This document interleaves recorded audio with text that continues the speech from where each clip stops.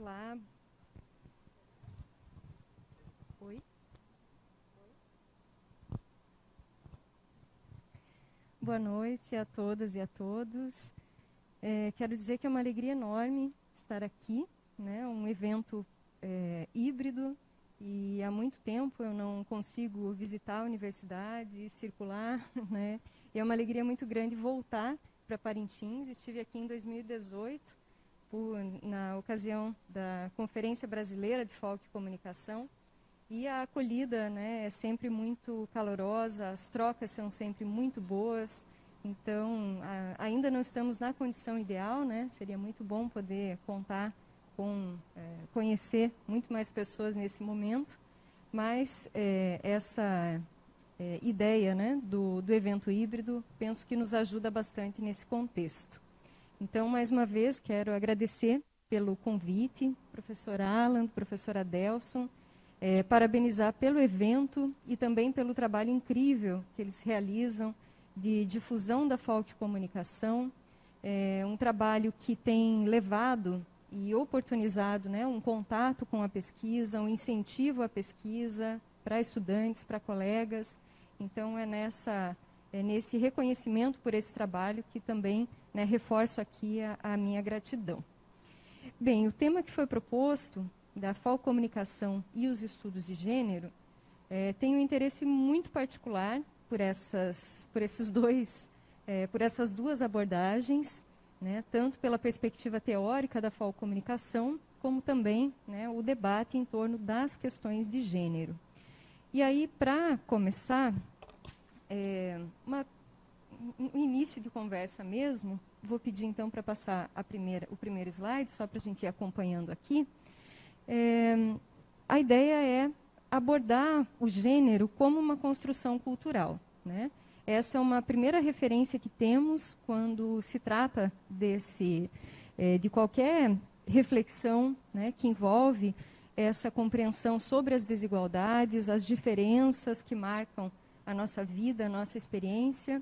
E, para isso, é importante lembrar que toda diferença é produzida socialmente, é produzida culturalmente e carrega um sentido histórico. Ou seja, é marcada num tempo, num espaço, e, nesse caso, né, fazendo a referência às questões de gênero, temos aí toda uma trajetória em diferentes contextos, em diferentes civilizações, que foi marcada por uma construção hegemônica que, consequentemente, também atribui valores diferentes para as pessoas, para os sujeitos, e esse padrão, esse valor hegemônico está muito marcado no masculino, né? Então, essa passa a ser a referência principal, e aí a diferença é aquilo que não se encaixa, que não se enquadra, ou que, de alguma forma, né, vai ter um outro valor em relação a uma hegemonia. Então, a partir da identificação de que essa construção, né, vai se construindo ao longo do tempo como resultado desse percurso que é social e cultural, temos, então, distinções hierárquicas que foram atribuindo determinados papéis, comportamentos, lugares que são diferenciados para homens e mulheres. E, por isso, eu deixei aqui, eu vou ter que tirar essa máscara, acho que estamos aqui em tranquilidade e segurança, porque está já me afogando aqui. Bom, vamos lá. Então, deixei aqui algumas referências de características que nem coloquei aqui se são masculinas ou femininas, mas que certamente chamam a atenção e que cada uma de vocês facilmente vai identificar. Então, qual é o sentido e como essa característica da fragilidade, da passividade, da emotividade, né, foram tão associadas a questões ligadas ao feminino. E, por oposição, e essa é a relação mesmo, uma relação bem binária, né, temos, então, a força, o caráter ativo, a racionalidade, como características que identificam as pessoas. E as consequências desse tipo de identificação se revelam de várias maneiras. Uma outra contraposição possível também está nessa linha do que é público e do que é privado, né? A quem cabe o espaço público quem tem espaço de decisão, quem é que consegue circular em determinados espaços e, por oposição, o espaço privado, né, que na maioria das vezes cabe às mulheres. E isso tem como consequência o estabelecimento de uma série de barreiras, né? Barreiras que se colocam até hoje para a participação das mulheres na política, por exemplo, para desigualdades no mercado de trabalho, para uma série de atuações, né, para situações de violência que marcam a experiência das pessoas em razão de relações desiguais que têm uma história, que têm uma trajetória. E, na verdade, quando a gente fala dessas questões, automaticamente se remete aqui a essa característica associada ao sexo biológico, né? O que nos define como homens e como mulheres. E é esse binarismo, ou o questionamento dessas representações, que muitas vezes estão exatamente assim, né? O rosa das meninas, o azul dos meninos, isso dito, inclusive, por uma ministra, né, da família, tende a remeter e a reproduzir uma série de padrões, comportamentos, valores que limita e estabelece barreiras ao mesmo tempo em que reproduz desigualdades. Então, esse é um ponto de partida, né, só para a gente lembrar como, ao longo do tempo, vão se construindo essas referências. Então, ao pensar o gênero como... Tá. Uhum. Então, o gênero como uma construção cultural, né, nesse mesmo debate, como consequência dessas relações e dessa maneira como foi se construindo a diferença entre homens e mulheres, muito baseada nessa relação com o próprio sexo biológico, né, temos, então, a definição de alguns parâmetros para classificar as pessoas que, consequentemente, remetem a valores hegemônicos. E a tradução desses valores e desses binarismos entre aquilo que diz respeito ao que seria masculino e feminino se reflete num processo de opressão, num processo de exclusão das diferenças, que marca a nossa sociedade de diferentes maneiras. E ainda que se possa perceber uma série de avanços, e é sempre bom quando a gente consegue enxergar esses avanços, não há dúvida que ainda, né, se tem aí muitas e muitas barreiras a superar. O debate também em torno dessa construção que é cultural, né, das questões de gênero, nos revela a existência de relações de poder, né, que vão estabelecer, então, normas que marcam essas relações de gênero. E aí tem algo que é sempre interessante a gente observar, e depois vou fazer um diálogo desse debate com o campo da cultura, né, da produção da cultura popular, que é o modo como se reproduzem essas relações de desigualdade, mas, ao mesmo tempo, felizmente, pensando que a cultura é algo dinâmico, é algo que se transforma, é algo que tem, que se ajusta, né, se modifica em razão também das tensões, né, de cada momento, temos a possibilidade de pensar rupturas, né, de pensar transformações nesse mesmo cenário da construção da cultura. Vou pedir para passar adiante. Ah, sim, já está aqui, desculpa.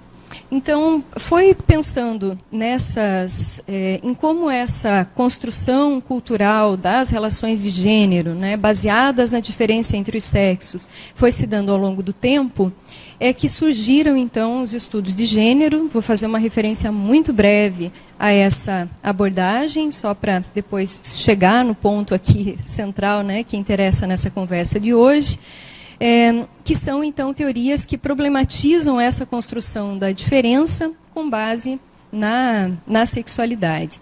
Esses estudos surgem nos Estados Unidos, no contexto dos anos 70, na confluência desse debate, que é, ao mesmo tempo, acadêmico e também político. Então, ao mesmo tempo em que esse debate acontecia, né, e era levantado pelos próprios movimentos sociais, pelo movimento feminista, pelos movimentos de contra-hegemonia, esse debate também afeta, né, o campo da produção acadêmica, e aí essas trocas vão se estabelecendo e vão possibilitando a produção desse pensamento crítico.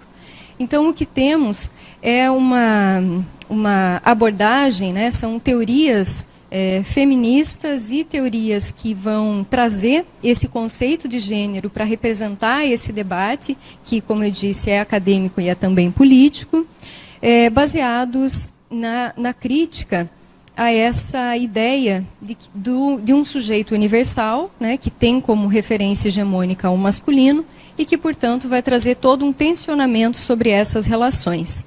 Aí uma autora referencial é a Joan Scott, uma historiadora, que vai trazer também algumas contribuições para pensar esse conceito de gênero. Ela traz o gênero como uma construção que é social, é relacional, porque ela sempre se dá na relação com o outro, então a gente só consegue pensar que as representações em torno de masculinidades, de feminilidades, acontecem tendo esse diálogo, né, em relação a um referente, e sempre lembrando que essas relações são marcadas, são perpassadas pelo poder. Bem, os estudos de gênero, pode passar também? Eles estão baseados, então, ou nos permitem, né, pensar as múltiplas possibilidades de subverter essas lógicas a que eu me referia, essas lógicas de poder, produzindo, então, resistência a essas hegemonias que são construídas a partir da diferença.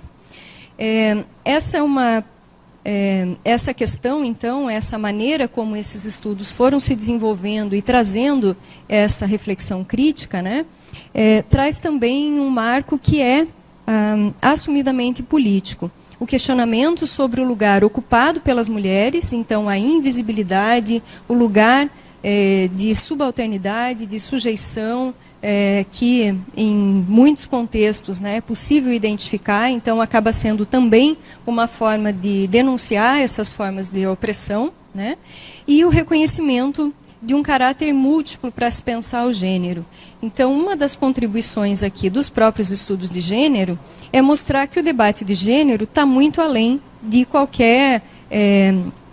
vai muito além dessa limitação de pensar o gênero a partir dessa polarização homem-mulher, masculino e feminino. Ou seja, são outras formas de entender essas representações, a multiplicidade das questões de gênero, o que foi abrindo espaço para se pensar as questões de diversidade, né, a homossexualidade e, claro, né, à medida em que também vai se compreendendo e o próprio debate, as reivindicações, né, políticas em torno dessa diferença vão se dando, esse é um campo que vai ganhar bastante espaço dentro das abordagens de gênero. Então, a ideia de pensar a construção de identidades de resistência, né, outras maneiras de compreender as relações de gênero que subvertem esses padrões hegemônicos daquilo que se entende e se espera, né, dos papéis, dos comportamentos, das representações que envolvem homens e mulheres, é o grande debate e contribuição que essas teorias vêm trazer. O que se coloca, portanto, é essa não adequação aos papéis tradicionais de homem e mulher, porque esses papéis eles são geradores de opressão, né? Esse é o debate que se coloca. Quer dizer, existe uma exclusão em relação ao espaço público, existem as práticas de violência, muitas vezes legitimadas por essa ideia do controle sobre o corpo, do controle sobre as mulheres, e, portanto, essa não adequação a esses papéis tradicionais vem também subverter, né, vem trazer esse olhar em torno dos estudos de gênero. E aí, pedir para passar adiante também, achei interessante também, muito rapidamente, fazer uma referência aqui a essa questão do momento em que surgem os estudos de gênero, como eles chegam e como eles se expandem. Porque tem a ver com uma preocupação, que é também uma reivindicação, em relação a que sujeitos são esses que são pensados, que são objeto dessas reflexões e de onde vem a formulação desse conhecimento. E, nesse sentido, é importante a gente lembrar que as teorias, né, de gênero, essas teorias feministas, que no Brasil vão se expandir a partir dos anos 90, portanto, né, com um tempo depois de que já existem algumas dessas formulações,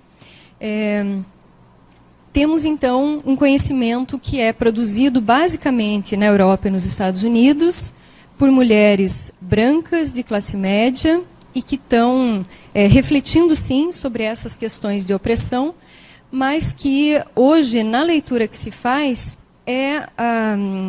existe essa percepção e essa constatação de que uma multiplicidade de opressões nem sempre está considerada nesse modo de entender, né, que sujeitos são esses, pensando principalmente aqui o contexto das mulheres.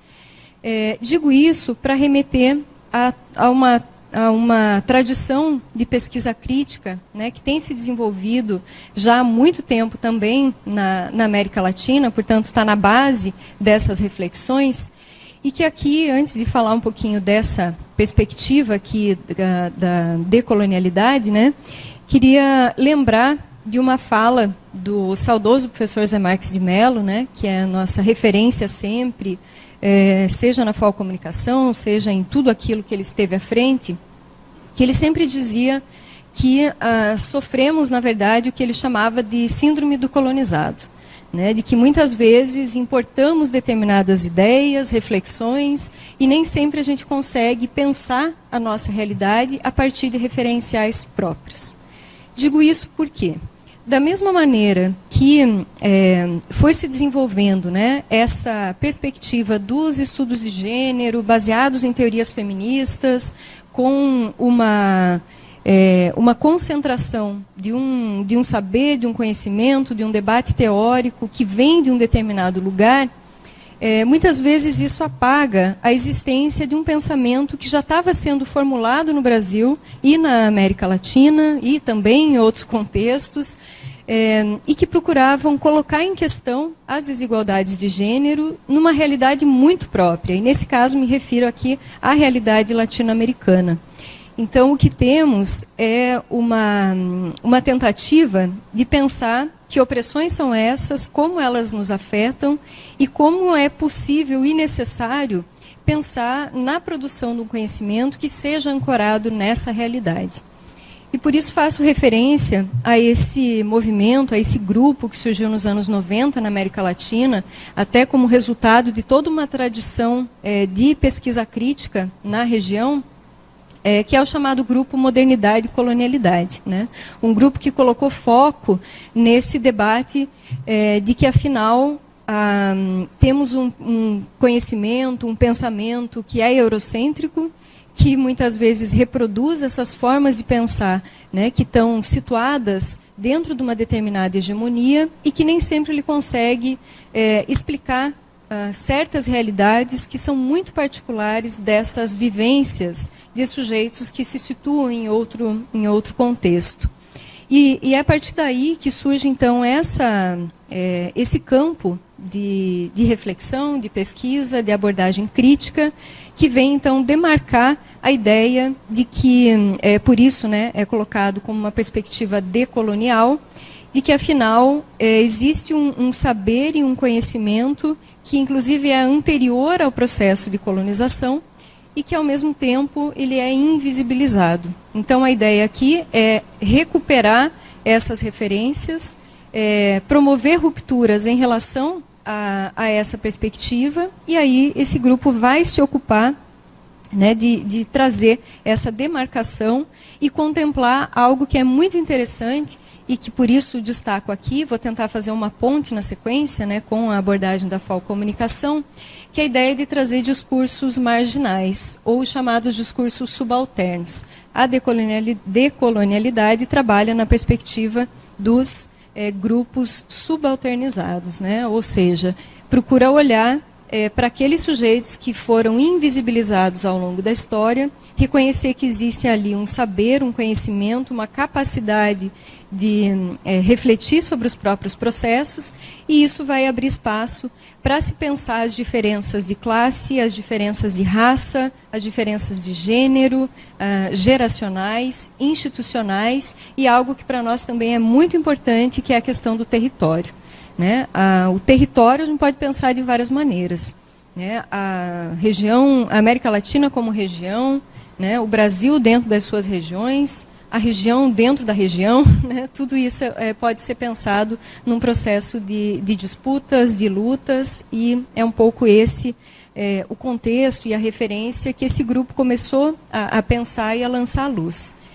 Bom, como uma vertente, então, dessa referência da decolonialidade, temos a perspectiva do feminismo decolonial, né, que vem trazer, ao mesmo tempo em que tem uma aproximação com algumas dessas abordagens que os estudos de gênero, que as teorias feministas já indicavam e criticavam e denunciavam no que se refere às opressões, eles vão trazer uma outra contribuição e um outro olhar, que é combater esse imaginário que considera inferior o conhecimento e as práticas que são oriundas de comunidades originárias e também da cultura afro.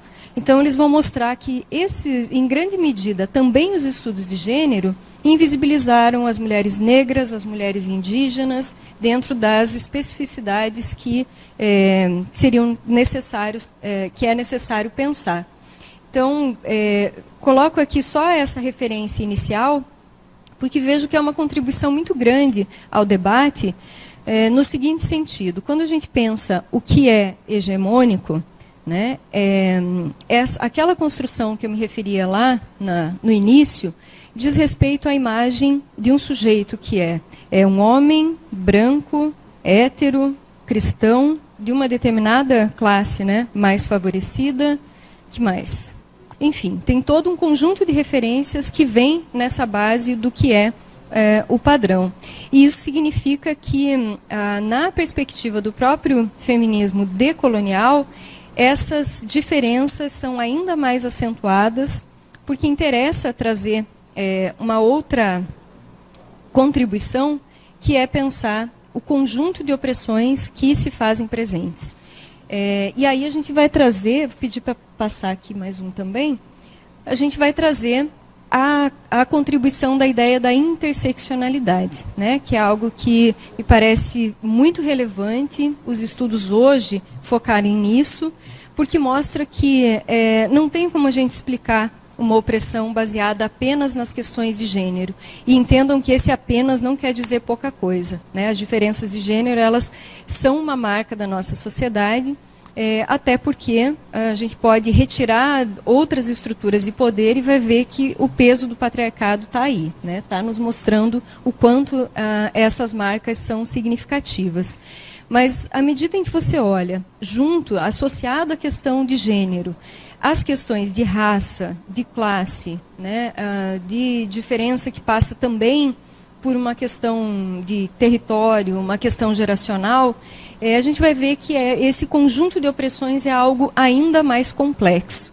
Então, o que o feminismo decolonial procurou fazer é trazer e dar visibilidade, principalmente, a dois aspectos: a gênero e raça como estratégias que fazem parte, né, que estão marcadas ali pela dominação colonial e que são responsáveis pela perpetuação de uma série de opressões. Então, eles lançam luz sobre essa questão. E aqui gostaria de fazer uma referência muito breve, juro, há duas pesquisadoras que trabalham nessa vertente do feminismo decolonial.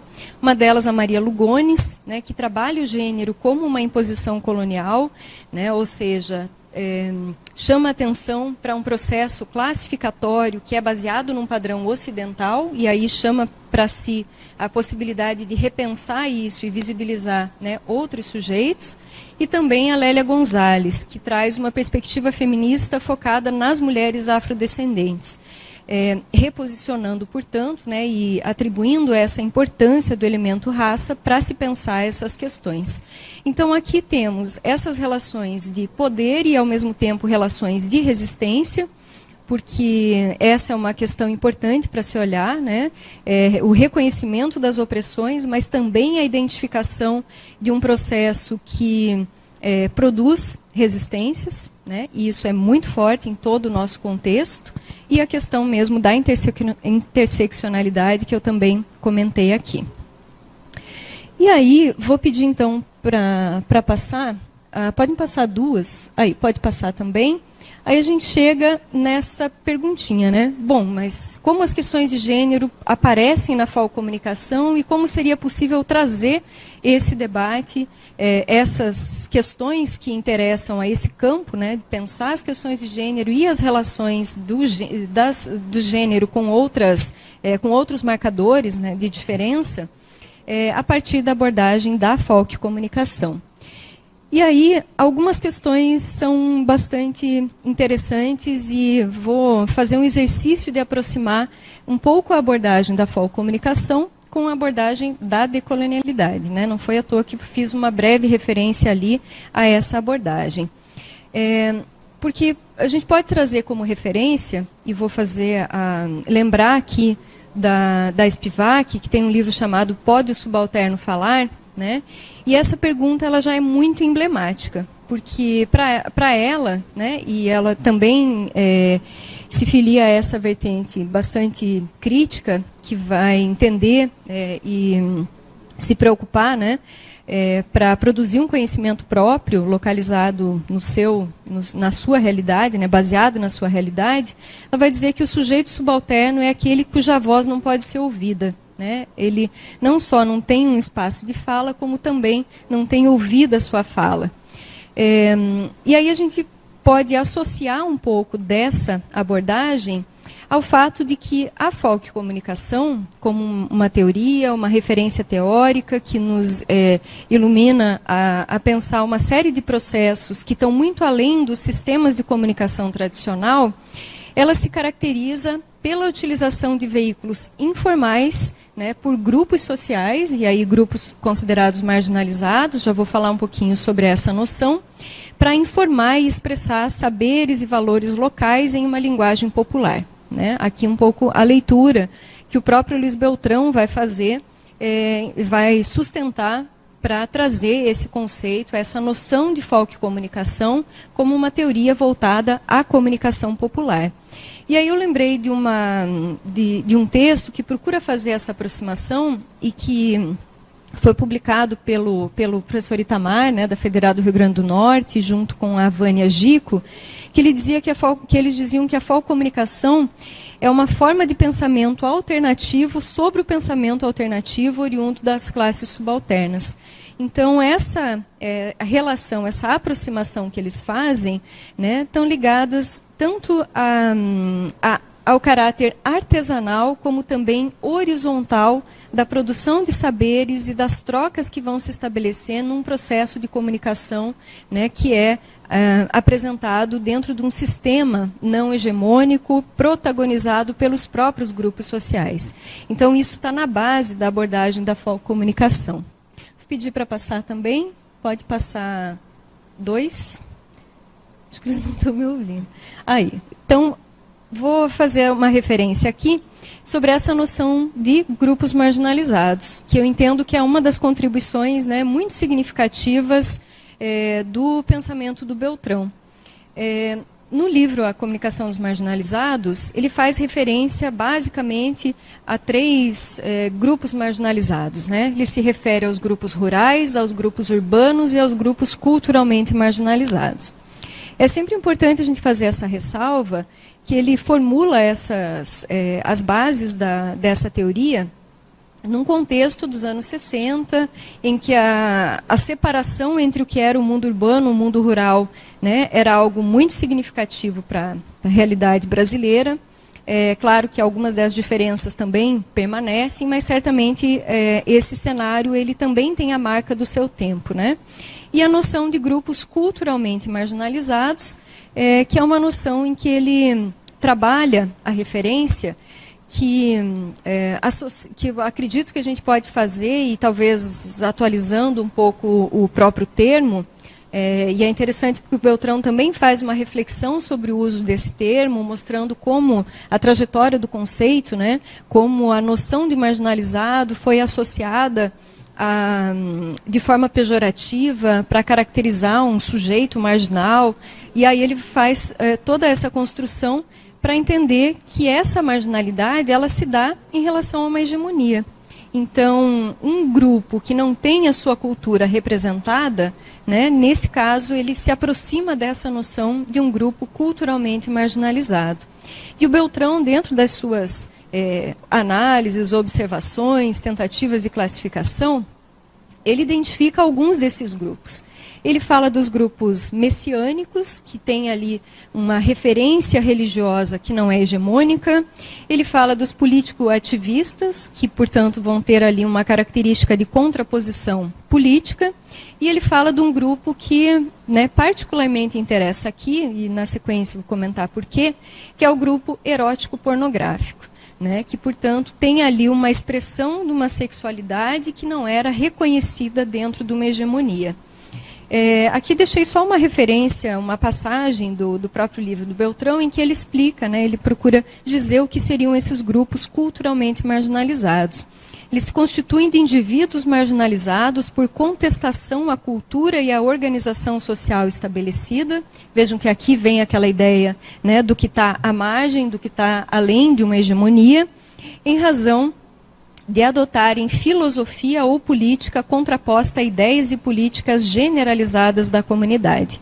Então, talvez trazendo e aproximando para um termo mais corrente, essa ideia de grupos marginalizados se filia em grande medida a noção de minorias sociais, né? Minorias que a gente poderia trazer e caracterizar nos mais diversos cenários, e minorias no sentido mesmo da representatividade ou da não representatividade que possuem num determinado lugar.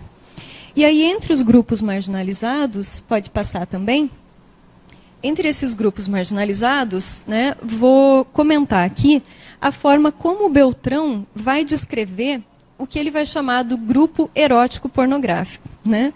Eu achei muito interessante olhar para isso, porque, assim, primeiro, a descrição é horrível aos olhos de hoje, né? A gente vê muitas marcas ali, mas esse é um cuidado também. A gente não pode fazer a leitura da maneira como Beltrão caracterizou esse grupo, considerando, né, sem considerar que esse é o cenário do próprio debate que se faz nos anos 80. Então, como que ele vai falar desse grupo? Vou fazer a referência aqui literal ao texto do Beltrão.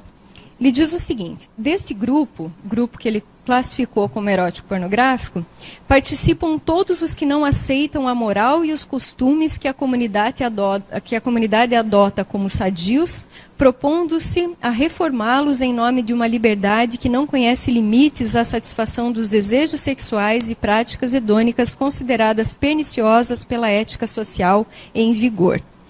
Vejam, é uma descrição marcada por uma série de pré-conceitos, né? Como eu disse, muito marcados pelo próprio momento. Mas o que chama a atenção, e é isso que eu gostaria de destacar, né, para fazer essa relação da falcomunicação com questões de gênero, não necessariamente com estudos e teorias, mas com temas que perpassam as questões de gênero, é o fato dele ter chamado a atenção do Beltrão a maneira como os grupos que se situam à margem do que é considerado hegemônico em termos da própria sexualidade eram vistos por ele como esses grupos marginalizados, né? E que, portanto, vão criar determinados códigos, determinadas maneiras de se organizar, de falar da sua realidade, inclusive de reivindicar direitos.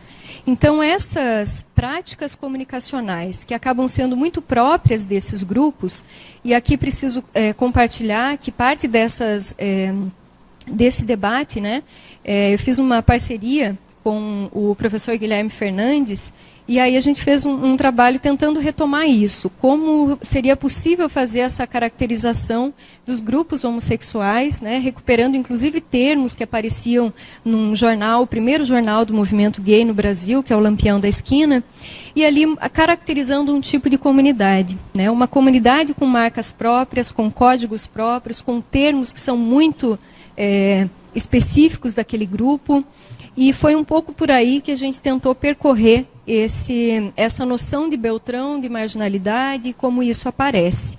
Então, aqui se trata de pensar as questões de gênero associadas também às práticas de contestação dos grupos sociais, que são marcadas por essa diferença, que mais uma vez se coloca como um contraponto àquela primeira abordagem ali que a gente comentou, que é a existência de um padrão, de uma referência hegemônica, que acaba excluindo ou reproduzindo lógicas de desigualdade para aquilo que se situa fora dessa hegemonia.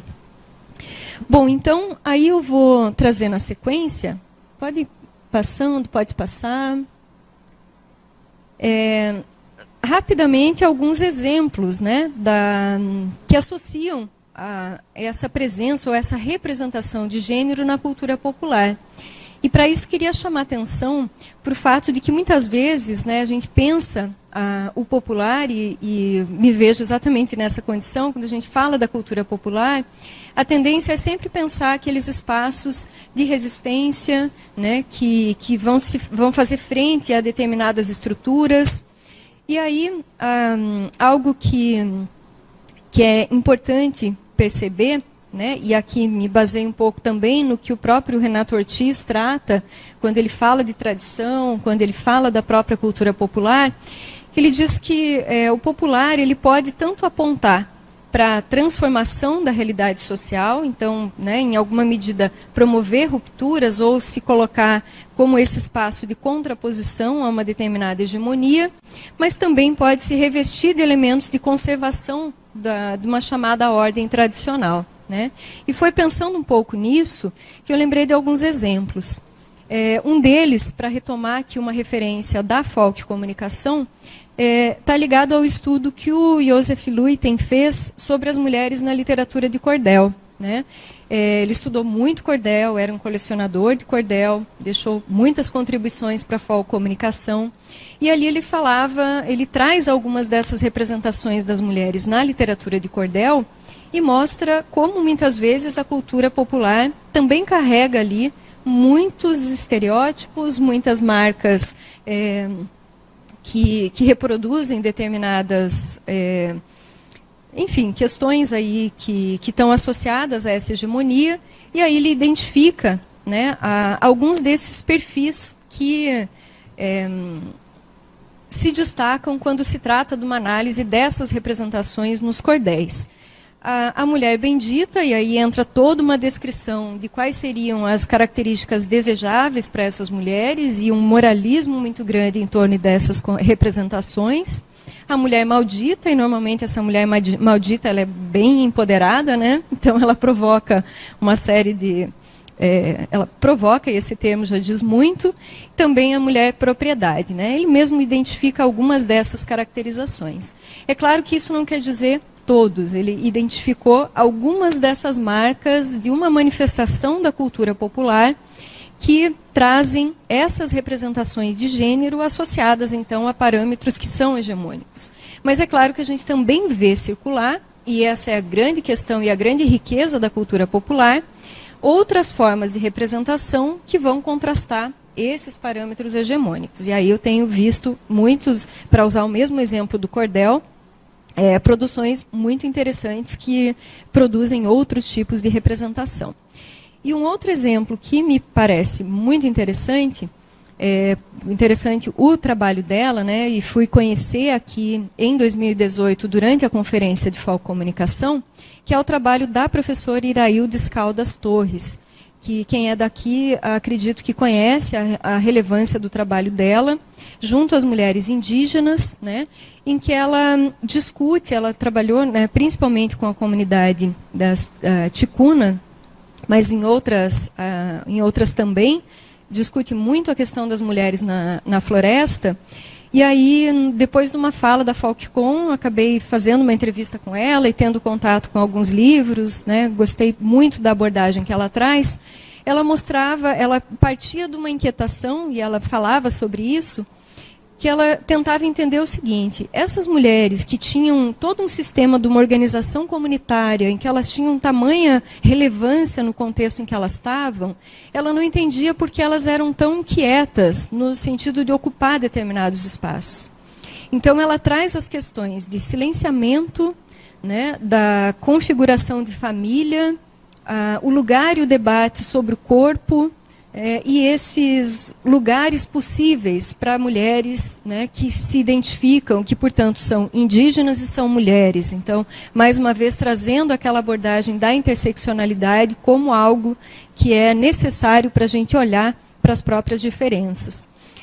E aqui chama atenção exatamente essas questões que parecem até contraditórias, mas que mostram que, afinal, a cultura carrega o tempo todo essas marcas, né, que vêm de opressões e que vêm também de resistências. E esses estudos, esses exemplos, né, do trabalho da professora Iraildes, em grande medida representam esse debate. Claro, vocês têm a oportunidade de conhecer muito mais a fundo. Aqui eu só fiz uma menção mesmo, de forma muito ilustrativa. Bom, e aí prometo que agora já estou encerrando, pode passar também. Queria trazer uma referência para pensar também essas questões de gênero e a Falccomunicação, partindo mesmo da ideia de que manifestações diversas, manifestações da cultura, né, relacionadas às questões de gênero, podem ser vistas, podem ser entendidas como objetos da Falccomunicação, né? E um caminho interessante, ou um caminho que entendo que é possível fazer, seria enxergar esses meios não convencionais de comunicação, e isso está na base da teoria da Falccomunicação, embora ela também contemple outros arranjos. A teoria da Falccomunicação trabalha também as relações entre o popular e o massivo, né, esses hibridismos, mas aqui estou me referindo ao trabalho mais inaugural do próprio Beltrão, que diz respeito à identificação desses códigos, dessas formas de expressão dos chamados grupos marginalizados. E foi pensando nisso, né, que associei aqui também a forma como muitos desses grupos que se identificam com determinadas demandas que passam por questões de gênero, mulheres, LGBTQIA+, né, grupos que estão ali, de algum modo, reivindicando um determinado espaço e atuando a partir de uma luta, de uma identidade, né, de uma identidade política, ou seja, trazendo essa marca de uma identidade como uma forma de resistência, que é possível entender também algumas dessas possibilidades de pensar a Falccomunicação. E digo isso pensando também nas contribuições de um pesquisador, que é um amigo muito querido também, que é o Oswaldo Trigueiro, quando ele traz essa noção do ativista folk midiático, que é uma noção que eu vejo de forma muito produtiva, porque ele acaba também atualizando em grande medida alguns aspectos que a teoria original do Beltrão trouxe, né, trazendo para outros cenários e mostrando que, afinal, essa atuação dos grupos sociais hoje, que acontecem nos espaços informais, mas cada vez mais também no campo das mídias, por isso a ideia de um ativista que guarda essas relações e essas características de um determinado grupo ou comunidade, mas ao mesmo tempo transita nesse cenário das mídias, né, permite caracterizar, então, o que ele vai chamar desse ativista folk midiático. E essas manifestações vão acontecer por meio de um processo de apropriação tecnológica, né?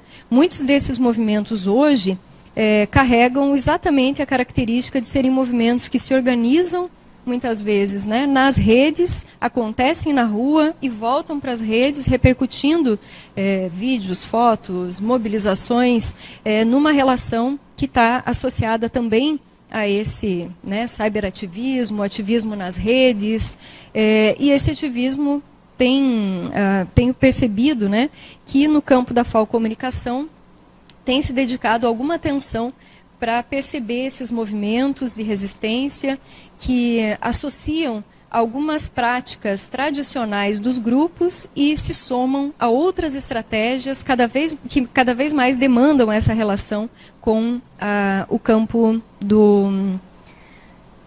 das mídias digitais, né? Bom, e aí, acho que eu já me estendi bastante no horário aqui, queria só fechar com alguns desses exemplos de um uso militante de códigos de comunicação, né, fazendo então essas lutas em torno de políticas de identidade. Algumas delas a gente pode trazer como marcas dessas práticas de comunicação e de ativismo, como, por exemplo, a parada LGBTQIA+, que começou como parada gay, é uma manifestação que tem um tom festivo, mas também traz ali aspectos de uma afirmação que é identitária. A Marcha das Vadias, que traz muito a reivindicação e o uso político do corpo, até mesmo uma ressignificação do termo vadias como uma forma de denunciar, né, a violência que as mulheres sofrem e que muitas vezes isso é explicado pela roupa que vestem, enfim, pelo comportamento e por aí vai. E um outro movimento que é o Vivas Nos Queremos, que denuncia a violência, o feminicídio, reivindica o fim da violência machista. E se a gente olhar, agora eu vou pedir para passar rapidamente aqui essas imagens, é muita prática de comunicação popular que está aí. São cartazes, são pinturas nos corpos, são músicas, tem toda uma performance associada aqui. Há uma reivindicação de gênero que se manifesta por meio de uma comunicação que é informal, artesanal, né, popular, e que vai acontecer nesses diversos ambientes. Aqui é uma imagem da Marcha das Vadias, do Viva Nos Queremos, e pode passar, daí tem outras ali na sequência que são dessas paradas, né, em diferentes anos, só de forma muito ilustrativa mesmo. Então, com esses exemplos, né, queria deixar só como considerações, retomando um pouquinho algumas coisas que foram mencionadas aqui, né? Uma delas, esse exercício de decolonizar o pensamento e desconstruir hierarquias que promovem desigualdades. Essas hierarquias são hierarquias de gênero, mas são hierarquias que, para além do gênero, também articulam outros marcadores de diferença, outros elementos que são também motivadores de opressão. E as expressões, então, foco-comunicacionais, fazendo esse cruzamento e essa possibilidade de aproximação, seriam, então, espaços de fortalecimento e de constituição das identidades dos grupos sociais em contraposição aos padrões de uma cultura hegemônica. Uma cultura que é sexista, racista, classista, LGBT-fóbica, entre uma série de outras características.